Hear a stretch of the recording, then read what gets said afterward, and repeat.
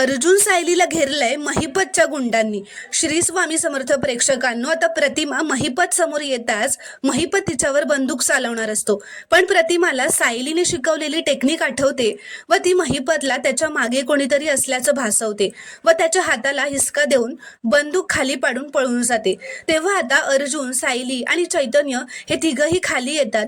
प्रतिमा त्याला वाचवायला तिच्या मागे पळत असतात, पण ह्या तिघांनाही महिपतच्या गुंडांनी घेरलेलं असतं।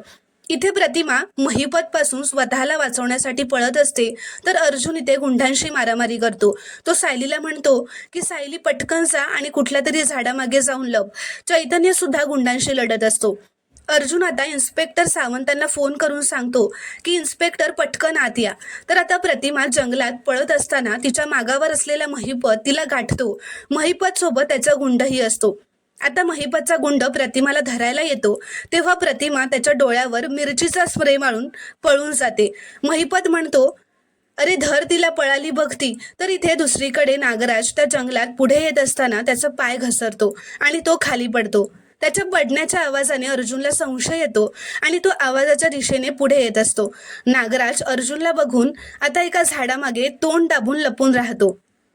इथे प्रिया सुद्धा नागराज तिचा फोन उचलत नसल्याने गाडीत बसून त्या जंगलात जायला निघते। तर प्रेक्षकांनो, पुढील भागात काय घडणार आहे पाहणं खूपच रोमांचक ठरणार आहे। व्हिडिओ आवडल्यास लाईक करा व चॅनलला प्लीज सबस्क्राईब करा।